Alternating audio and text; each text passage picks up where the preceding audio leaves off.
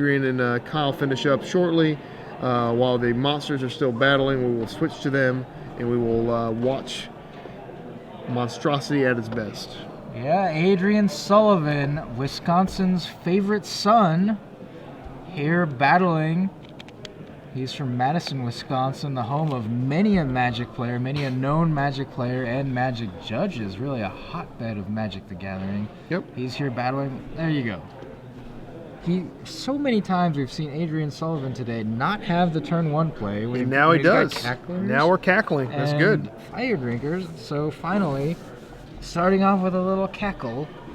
Give us your best cackle, Shaheen. I will not do that. I'm sorry. All right. Well, you can't play the Wicked Witch of the West in school play then. I'm not cackling at this camera right now, at this microphone.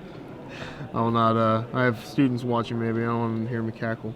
And like I said, Kyle Houtman, 3 colors, all the removal spells, and he just changed that Rakdos Cackler to the rocks, to one of his sacred foundries. It's definitely a good play, playing this, I think Chain of the Rocks is fine in a field that doesn't have a couple volcanic eruptions, because that is just a nightmare. Man. Peak Eruption. Peak Eruption, I'm sorry. Volcanic Eruption is actually the Madness card, right? Yes. Yeah. So that's a sweet card too. Well, yeah, Peak Eruption, much more applicable here in Standard. All right, so Kyle is going to try to play the removal game, of course. He's got, I think he's got a whip in his deck, right? I think we're whipping. A whip? I'm going to pull this over here real quick. Whip of Erebos? Let me see, actually. Oh, he does have a whip of Erebos. He does, yeah. I'm pretty sure he had a whip of some sort here. Okay, well, whip's not going to do much against a Boros Reckoner. And I was just going to say, maybe you should have saved that Chain to the Rocks for the Reckoner.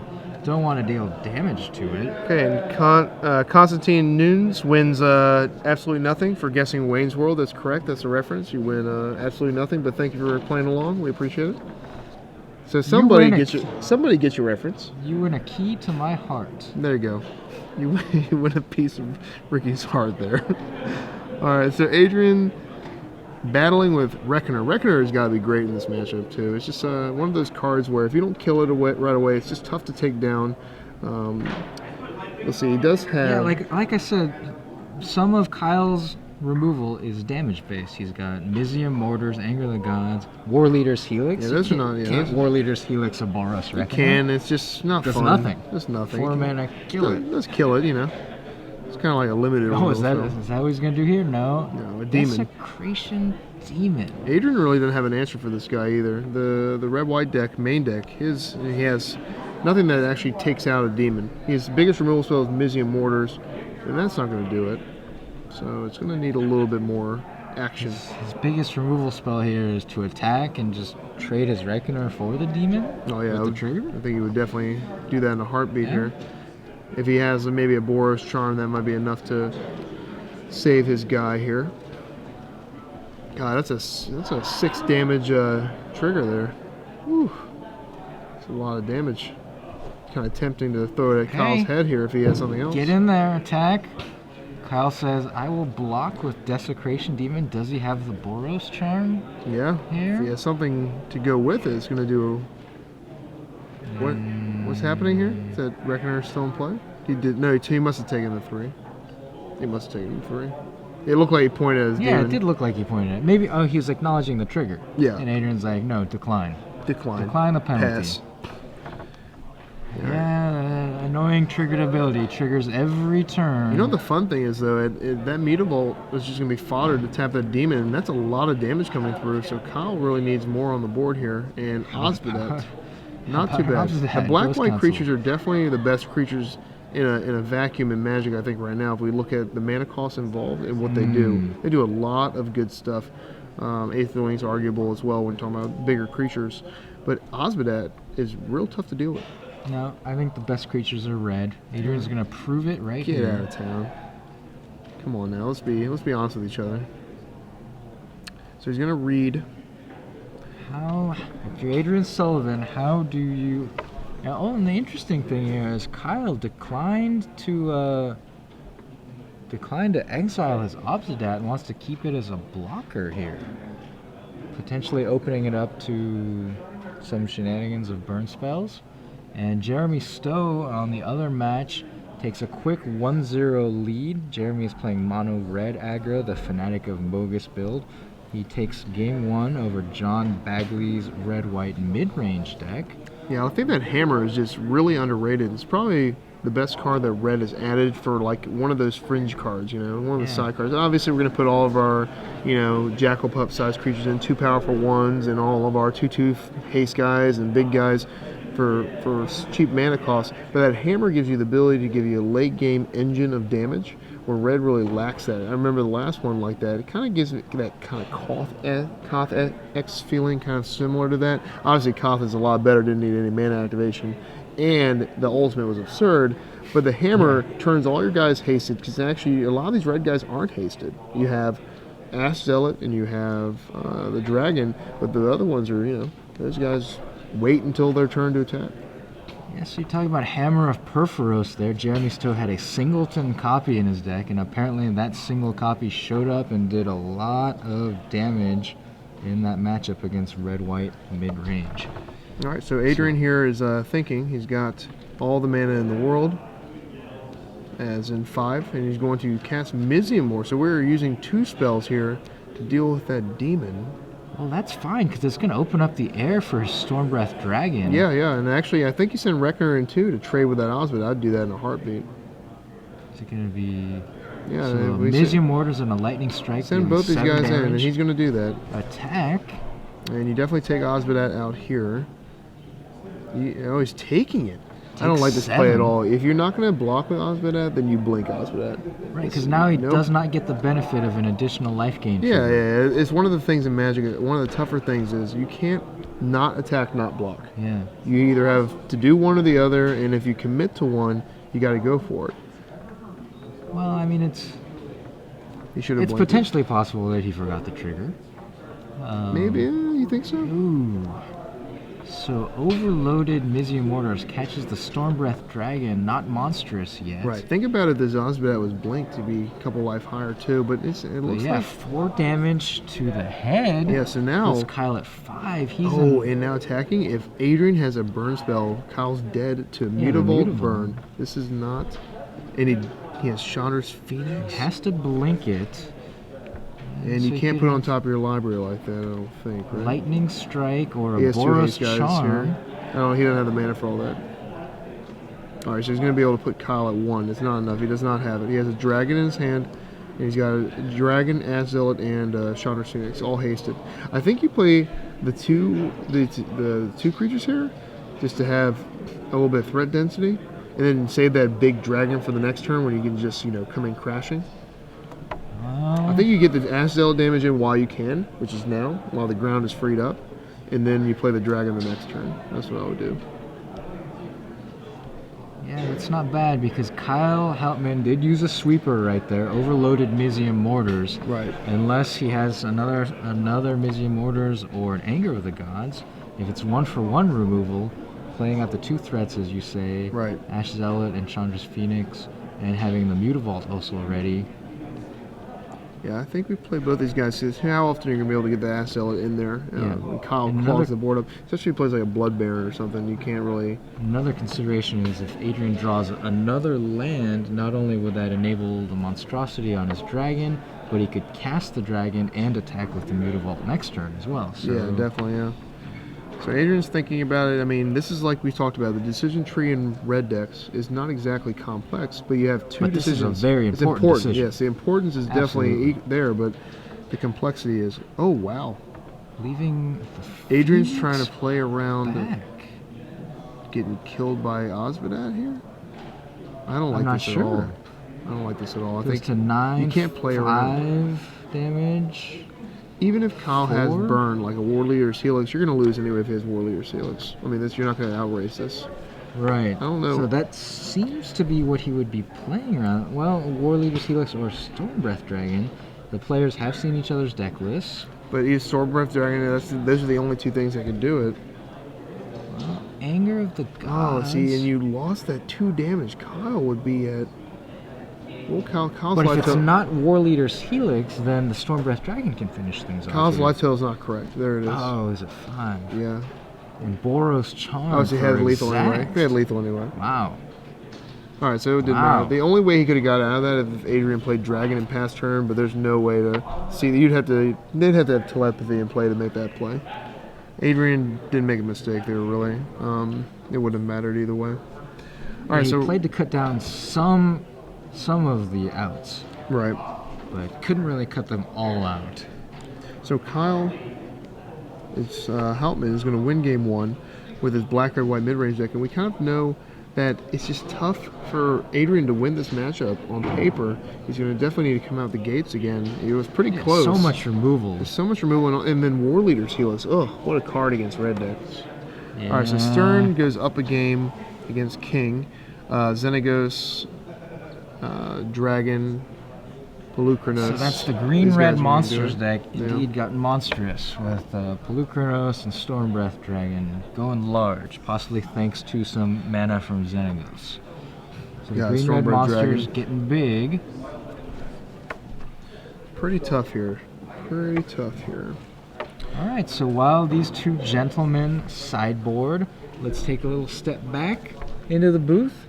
I am Ricky Hayashi alongside Shaheen Sarani here in surprisingly sunny Milwaukee. I came prepared for winter, but it feels nice out here. After watching Packers on TV, you assume it's always cold, even though that's in Green Bay a little farther away than this place. But it's definitely it's nice. So we have a little trivia to do. Yes, we do. I have a question for the people at home. Sure. So if you know the answer to the trivia question, the hashtag you can see right there, hashtag SCGPremium, tweet your answer to us.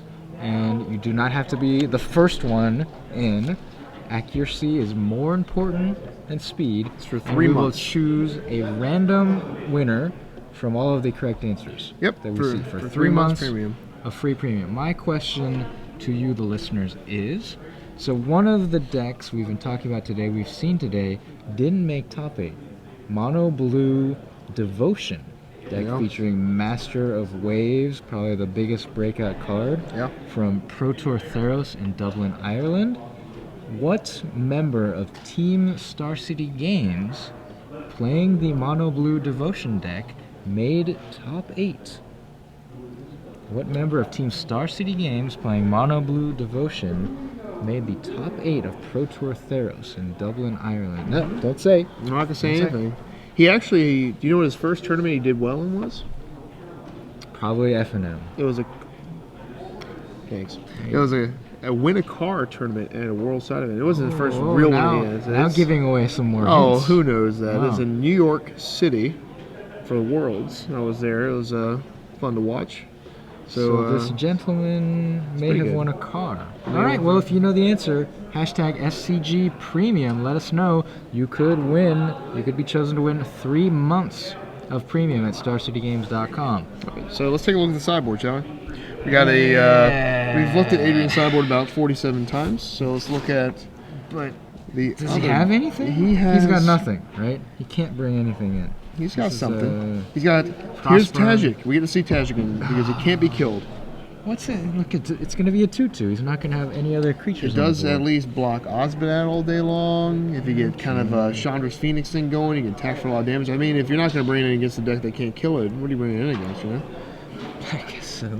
So how about Kyle Houtman's deck? More removal for you? Does he need 2 extra shocks? 1 extra Anger of the Gods? Yeah. Why not, right? Yeah, you just bring in all the that shocks stuff. especially, I think. Yeah. Having a turn 1 play for the Rakdos Cackler or the Fire Drinker Satyr.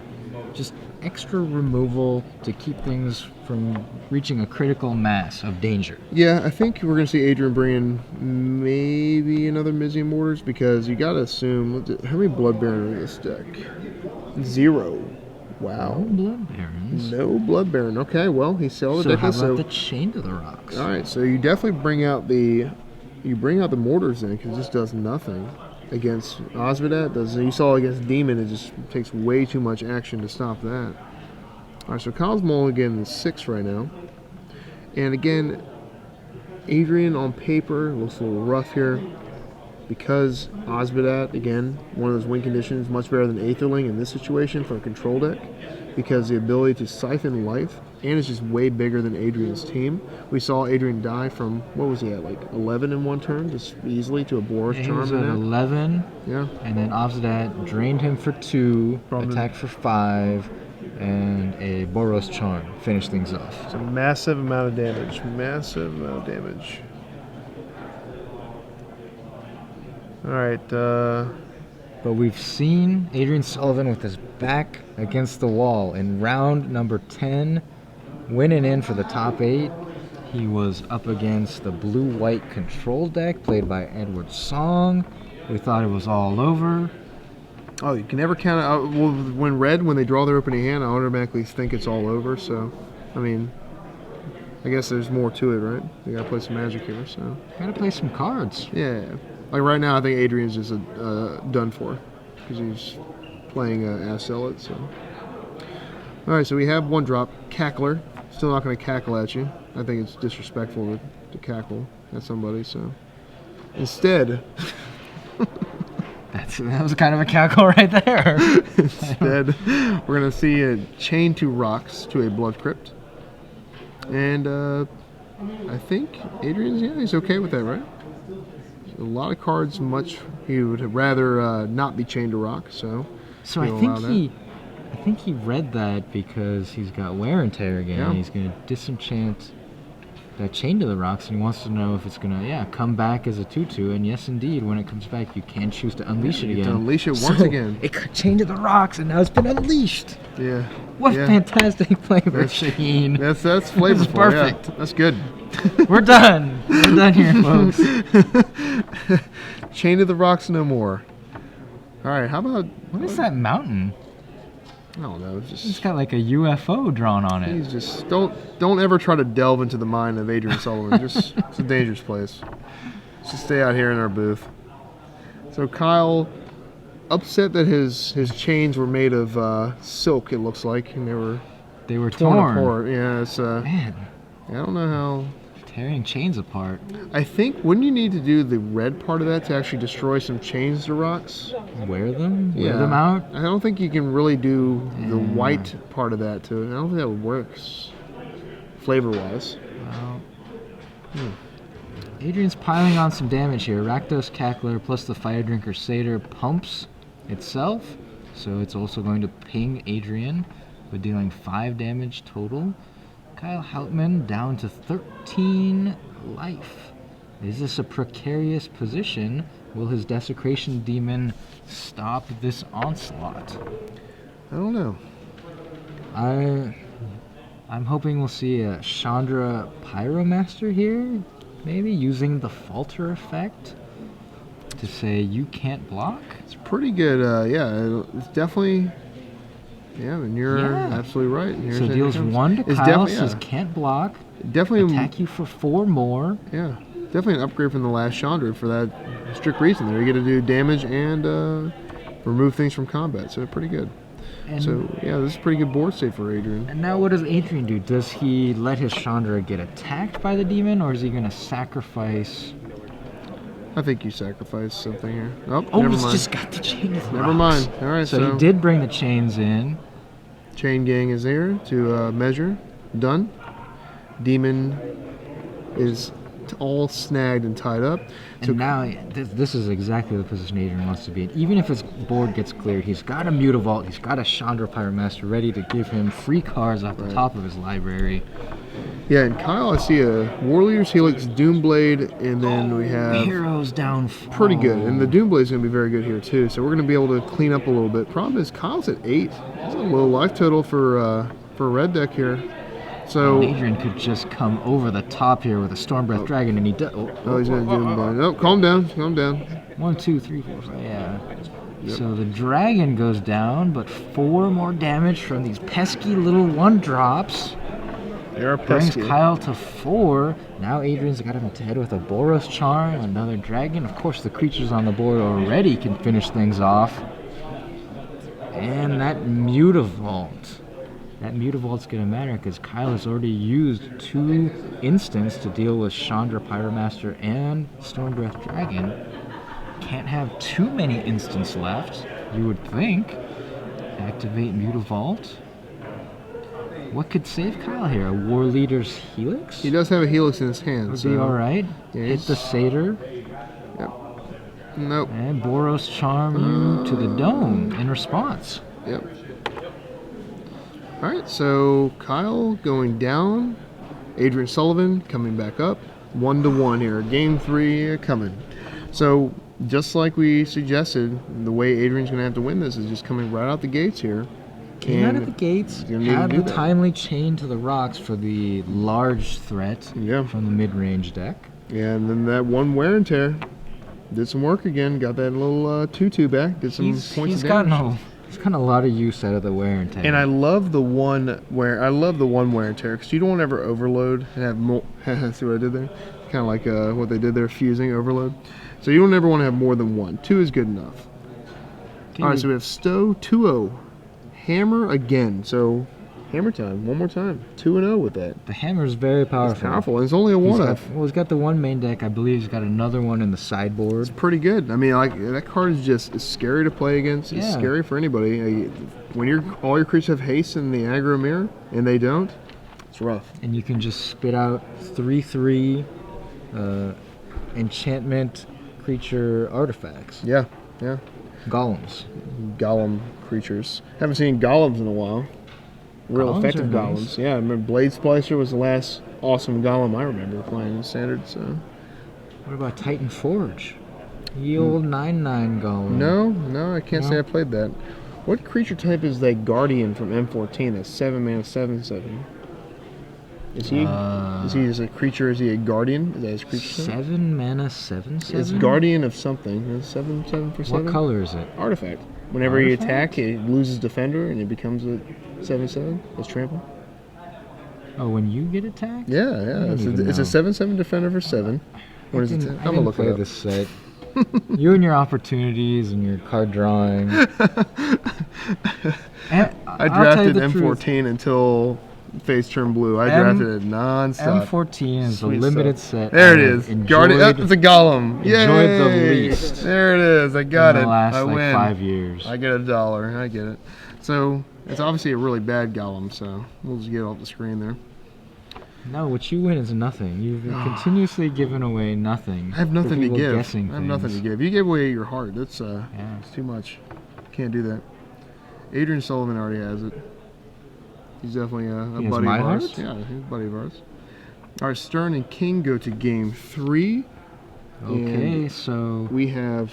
Oh, this is exciting here. We have the monsters have fallen. Game 2. So the smaller monsters of the Josh King's green-white aggro deck taking the second game. All right, so we have a lot of game 3s happening here, except for the Hammer has dispatched one opponent 2-0. It's just a card I see just gaining steam from here on out. It's not only good in the red decks, mono red decks, but even if you're playing a second color, it's not too shabby either. We saw a Grixis player play it earlier on camera as well, so it's definitely not just for mono red. Yeah, now all we need is Life from the Loam. Get back the lands we sacrifice. Yeah. It'll be all good. Oh, we could play Deathray Shaman with our Hammer too. Deathray Shaman. Taps it, you get an extra mana on Give turn your Deathray Shaman haste? Yeah. You get to play it and what's better than a Deathray Shaman? 4, I get a mana. Alright. Kyle Houtman with the Rakdos Guildgate. Notably, you cannot chain things to those rocks. There's no rocks. No rocks on that gate. There's no rocks there.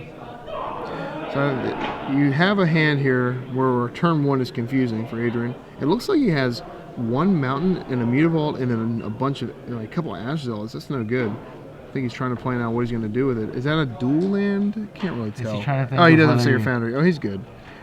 Okay, he's fine. He's got plenty of action there. It looks like he's got creatures. 5 counters on that. That's pretty good. 6/6 for 1. That would be something to cackle about. Yeah, I would cackle at that. Probably vomit at that, actually. Oh, it's a 7/7. Really, Adrian? Huh. I don't think that's what Unleashed does. I did play a lot of Ravnica, Return to Ravnica Limited. Can't believe you don't know about Guardian of the Ages. That card's going to be Oh, please. It's prime for a breakout, so. Oh, wow. Kyle. Alright, so it dies. Committing a Mizzy Mortars on turn 2 to that Cackler, so that's a It's not bad. Yeah, I think Kyle would do that in a situation where he's got just a ton of removal. Ooh, Temple of Triumph. So... Alright, so he has Mutavault, Temple of Triumph in his hand, so he's got a couple of bottom. lands. And here's what we mentioned earlier. This is the real penalty of playing all these tap lands in an aggro deck. Yeah. You're having Ash Zealot out with it, you can't even cast it. And there's some rocks that Kyle can finally chain something to. Yep. Get on the rocks. Alright, here's Ash Zealot right on time. 3 Ash Zealot. Still gets in for 2. And another Temple of Triumph for Adrian Sullivan. And once again, oh no, puts this one back on top. He likes it. What would he like right here? Stormbreath Dragons or a land? Well, Sin Collector. Sin Collector. Interesting. So we can snag that Boros Charm. Lucky he got something there. Yeah, huh? that's an interesting sideboard choice there. I mean, red does have a lot of spells, however, but then again, I like this sideboard because Adrian on the draw is probably not going to have mana open when you play your Sin Collector. Yeah. So you're probably, you know, most of the time you're going to be able to snag a real important snag potent something, and then trade. Unfortunately, not in this case. Ash Zealot's got first strike, so he sees the second Ash Zealot. Those are both going to get in here. Adrian Sullivan can't play it fast enough. Yep. Can't attack fast enough. Take 4. Oh, so you actually just chump block here. And I wonder if Kyle has an Anger of the Gods. That would be a good reason to chump block here. A Mutavault. I think we're going to see an Anger of the Gods. I didn't see his hand, so I don't know if he has it or not, but it looks like he does. Yeah. Chump blocking usually means the Anger killing. Oh, yeah. no 4th land for Kyle. Oh, man. And a turn 5 Stormbreath Dragon. I see Kyle does. I think he has a removal spell again. I think he has another one. I think Is it the right kind? I think it's a Hero's Downfall, but I don't think he can't cast it. He only has 1 black.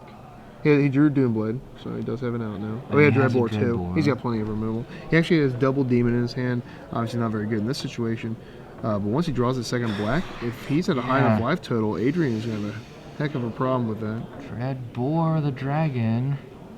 Alright, so no land again. He puts it in a situation where... Oh, he drew another dragon. And he slams it on the table. We've seen him do this before. We saw him go back to back to back Stormbreath Dragons. So far he's got 2. Oh, Anger of the Gods. Deals not another a land. 4 damage. Well, he said he had a Doom Blade, right? Yeah, he's going to be able to kill it, but he's at 8 life. And he's got Mutavault in play, and he has a Boros Reckoner. And is this a chance? Oh, is that Boros Charm? Because that's pretty much death in the near future. Kyle firing off Doomblade as a sorcery there to play around Boros Charm's indestructibility. Yeah, I think he's just dead to a Boros Charm anyway. That's just a game over if he has that. Boros Reckoner. If he's out of the black removal spell, if he has to use an Anger of the Gods or a Mizzium Mortars, that's going to hurt. If it's Mizzium Mortars, he's dead on the backswing to the Mutavault. And has not drawn his 4th. I think he's going to shock himself here. I think he has a Hero's down. Or no, actually, it's a Sacred Foundry. He can't even cast so it. He does not have the double black and cannot cast his Desecration Demons. He's going to take 3 from this, go to 3. And I think Adrian has a... I think he drew a Boros Charm. Anything will do it here. Mutavault getting in for 2 plus something else. Boros Charm, Lightning Strike. Adrian Sullivan, no, he doesn't have just it. A Cackler. Doesn't have it. Just a 7/7 Rakdos Cackler. That thing is huge. Huge. All right. No, Adrian Sullivan just having a little fun with us here on camera. You know, Kyle needs right here. He needs a Lightning or a War Leader's Helix. Yeah. That will get him right back in this game. He needs to. But he has to have it, and he doesn't have it. No, does not draw the second black source. So the 3-colored deck done in by his mana base. And you know what? That's another huge advantage to playing an aggressive deck. You punish people for keeping hands or actually stalling on land, not even at the fault of their own. You punish them. Control can't punish them like that. They can still come back and dig their way out of it. But when you're an aggro deck, you don't have time. You don't have time to dig your way out of it. So it looks like we're done with this match. And do we have another one we can jump to? We're about to find out. See if we can catch up with Zach Stern and Josh King. All right, so we're going to come back to the booth.